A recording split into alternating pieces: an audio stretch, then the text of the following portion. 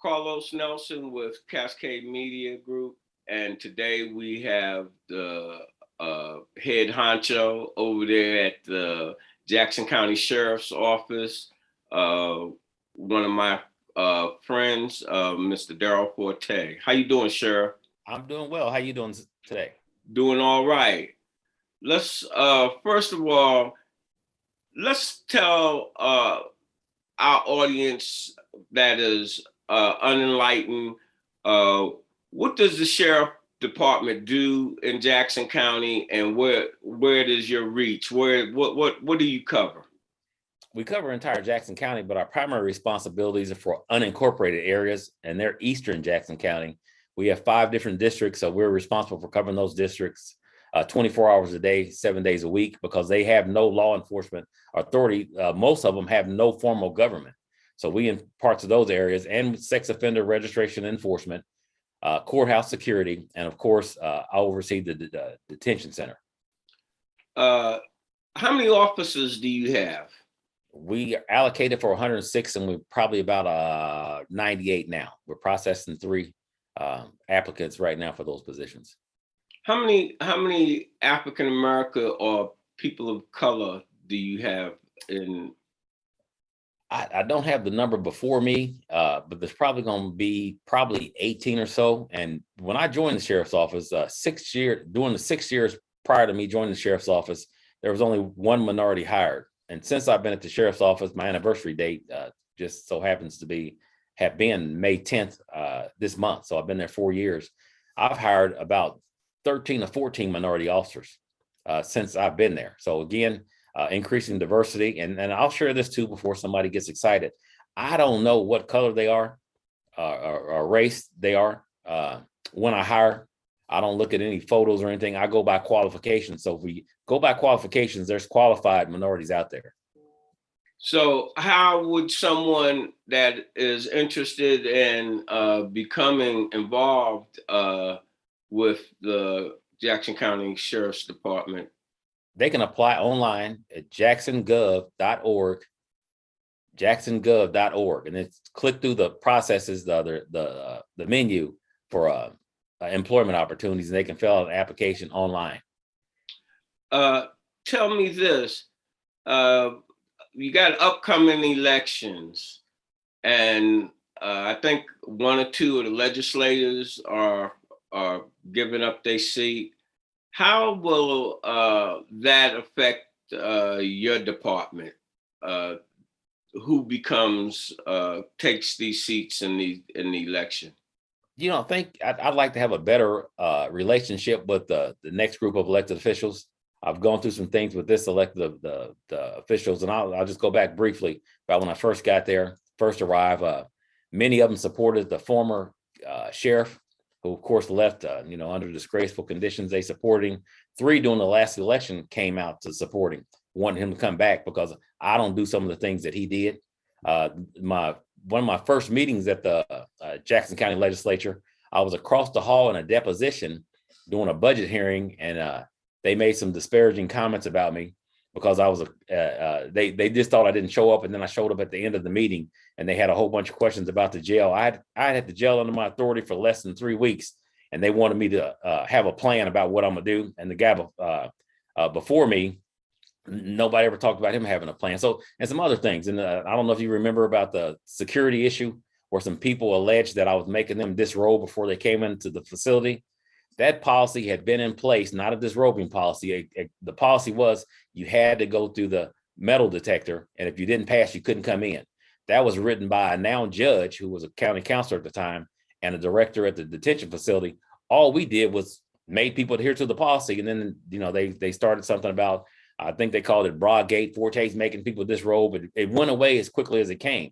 My job is to make sure those that we're entrusted with in the county detention center are well. They're safe, secure, and well. So we started following the policy, and the first day we followed the policy, an attorney was trying to get in with a knife and a baggie, and she was going to see a client that had just been convicted of 5 homicides. So it was working. Somebody didn't like me doing that. And then another thing that happened with this legislature, they called a hearing on me. First time ever anybody can remember a legislature called a hearing on a sheriff.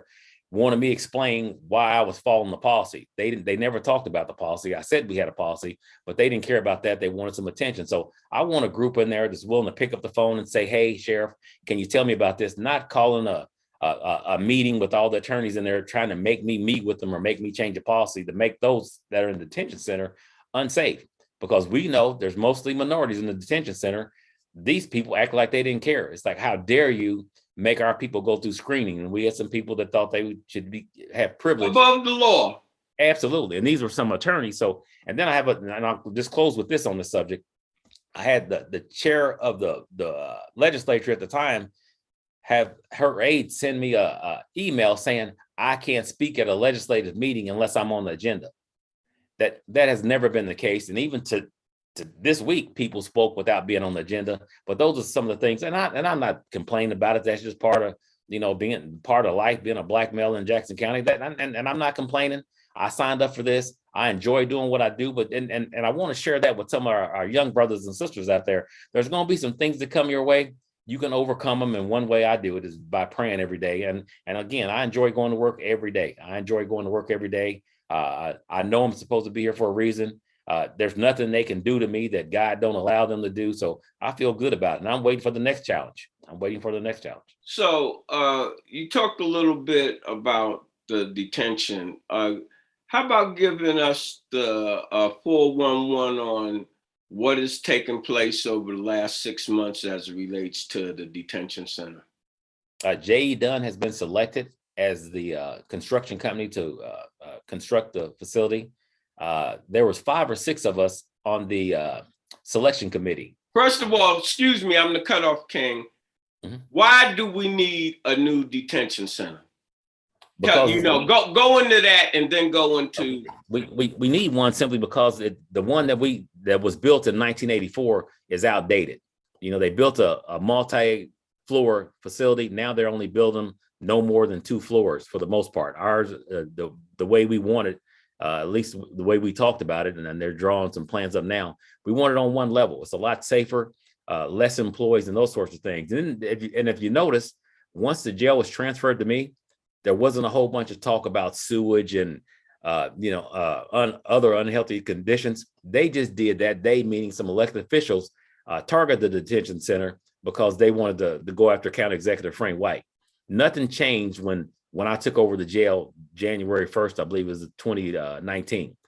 But the media, like we talked about before, how strong they are in the influence out there in the community. The media was getting leaks from elected officials, legislators, and some of the people at the jail to make the county executive look bad. So when I took it over, we have the same issues that were there before the jail was transferred under my authority, but they were just trying to make him look bad. Plus, I'm the single point of communication for information coming out of the jail. So when 2 people fight, it doesn't come out as a riot. When we have a leaking pipe in one cell, it's not that the jail is flooding with water, those kind of things. But that was an attempt to discredit County Executive Frank White because he didn't go in under the old system and award. We understand. So, off camera, I think I talked to you about my association with Jackson County. Yes. From being in the construction industry and what I thought about, and I say it on air, that Jackson County hasn't changed since Pendergrass. The faces have changed, but it hasn't changed. And most of the population is brain dead when it comes to political accountability from their politicians and their representatives across the board.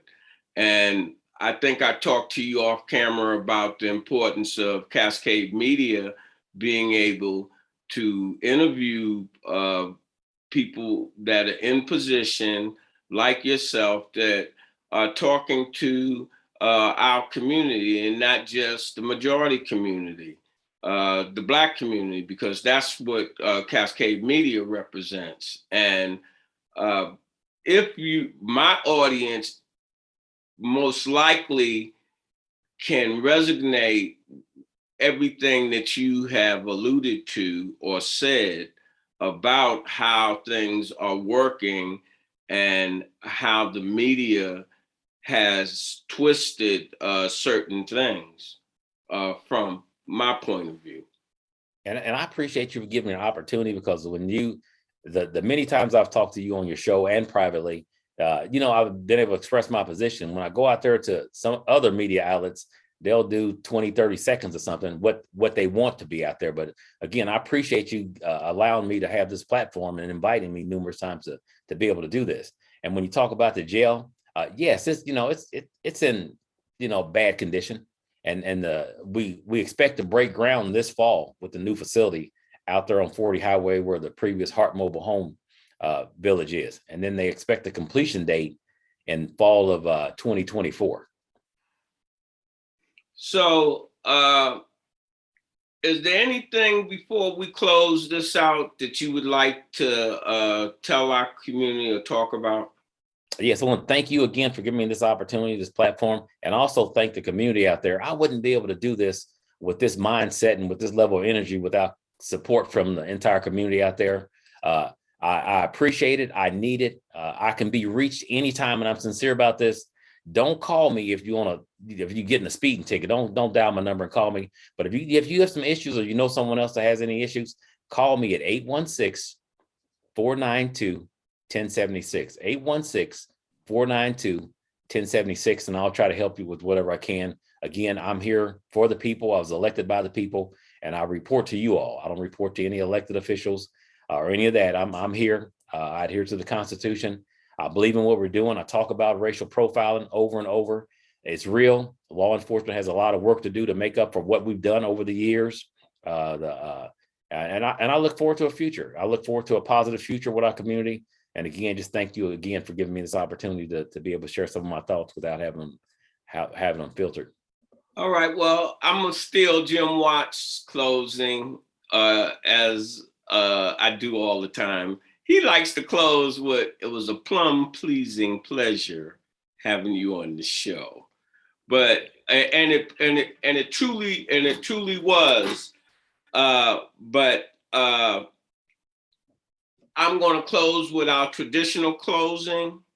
When you invest in your community, you're really just investing in yourself. Good night. The program is brought to you by the Kansas City Business Association.